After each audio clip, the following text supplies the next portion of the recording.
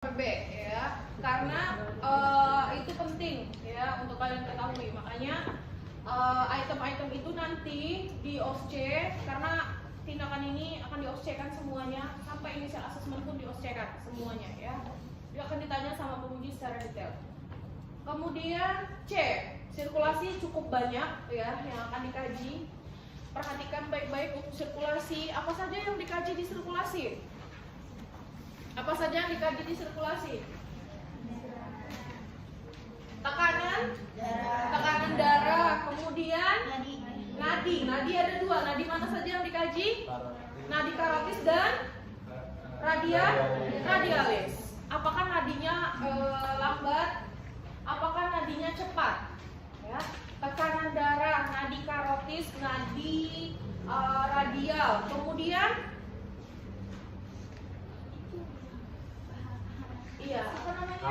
Akral. Ya. Akral juga harus dikaji. Apakah akralnya dingin atau hangat?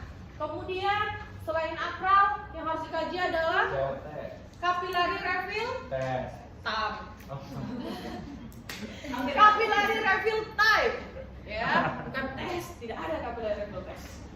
Udah lupa ya, itu semester 2 dulu. Capillary refill time. Capillary refill time itu normalnya kurang dari 2 detik ya, atau kurang dari 3 detik. Darah akan kembali memenuhi area kuku. Kalau misalnya dia mengalami cyanosis atau kebiruan atau kendala terhadap aliran darah perifer, darahnya akan lama kembali. Itu termasuk di dalam sirkulasi. Apalagi yang dikaji di sirkulasi? Perdarahan. Apakah ada darah yang keluar dari telinga, dari hidung, dari mulut, atau ada permukaan lain yang menyebabkan perdarahan? Ya. Apa saja yang dikaji di sirkulasi? Tekanan darah.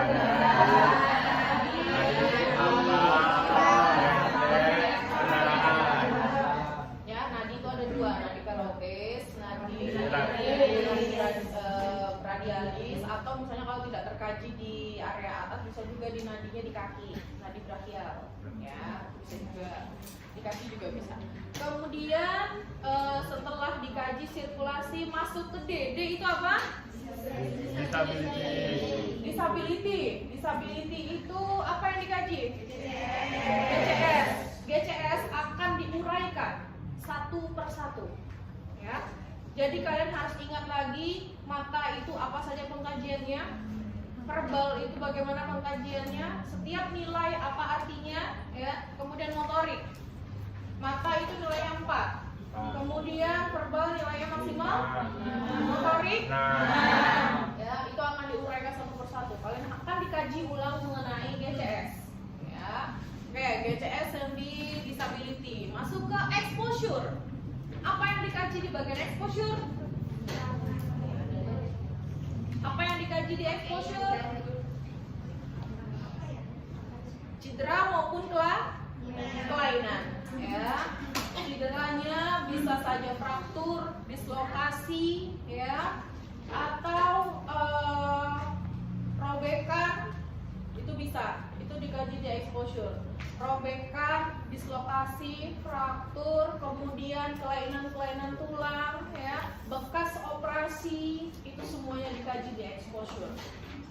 Ya. Misalnya punggung pasien itu memiliki kelainan tulang belakang. Kelainan tulang belakang yang biasa dialami oleh pasien itu adalah skoliosis, bentuk tulang yang hurufnya S. Ya. Kemudian dikaji lagi pada saat dibawa ke rumah sakit atau pada saat di lokasi itu dilihat ternyata kakinya patah sama tangannya lepas engselnya. Artinya berarti kalau tangan itu dislokasi, ya kan? Kemudian kakinya fraktur, itu akan dikaji. Misalnya terdapat dislokasi pada humerus sebelah kiri, sinistra.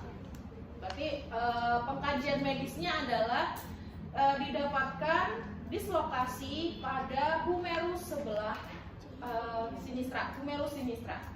Itu medisnya ya, bahasa medisnya. Bahasa awamnya adalah ada dislokasi atau keseleo di bagian tangan sebelah kiri.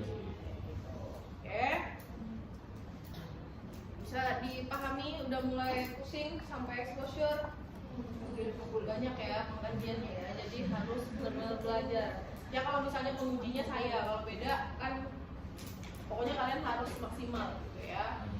Apa bedanya Bu? Tadi udah sampai E, FGH bisa nggak di jalan? Sekarang saya tanya dulu, F itu apa? Foley kateter. Foley kateter apakah bisa dipakai di jalan? Makanya FGH itu digunakan di rumah sakit. F, Foley kateter. Dilihat kondisi pasiennya. Pasiennya butuh nggak dipasang kateter untuk membantu pengeluaran urin. Kalau misalnya butuh, itu akan digunakan atau dipasang nanti di rumah sakit. Ya, berarti terindikasi pasiennya untuk pasang Foley kateter. Kemudian G itu apa? Gastrik. Apakah pasiennya butuh dipasang selang NGT untuk makan atau nafas lambung untuk dikeluarkan? Ya. Kemudian FGH, heart, monitor jantung. Apa itu monitor jantung? EKG. Ya, pasiennya perlu nggak dilakukan pemeriksaan EKG untuk lihat listrik jantungnya? Atau pasiennya misalnya ini pasien KLL, kemudian kepalanya kita selalu mencurigai pasien KLL itu terjadi cedera servikal. Kira-kira pasiennya perlu nggak di CT scan?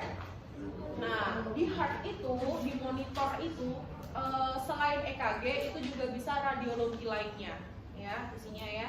Kira-kira di heart itu selain EKG butuh nggak pasiennya CT scan? Butuh nggak ronsen toraks? Butuh nggak ronsen ortopedi misalnya? Kayak gitu. Itu juga harus dikaji di FGH. FGH itu kenapa tidak bisa dilakukan di jalan? Karena alatnya tidak selengkap pre-hospital, ya. Alatnya itu lengkap di intrahospital. Sudah paham sampai sini? Insya Allah. Ya. Itu initial assessment. Initial assessment sudah pernah saya sampaikan juga di kelas. Kemudian sudah saya ulang kembali di laboratorium. Nanti teman-teman bisa ya, misalnya nanti tergantung kasus. Kalau misalnya nanti pada saat OSCE dapat kasus pasien yang misalnya ada fraktur di pelvis misalnya, bagaimana initial assessment untuk pasien yang terjadi fraktur pada pelvis misalnya, ya. Pelvis itu apa sih Bu? Panggul.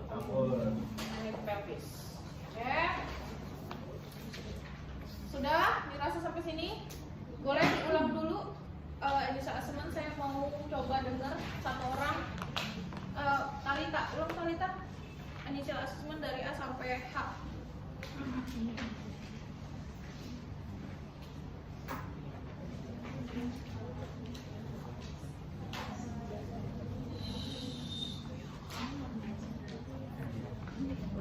Ayo Talita.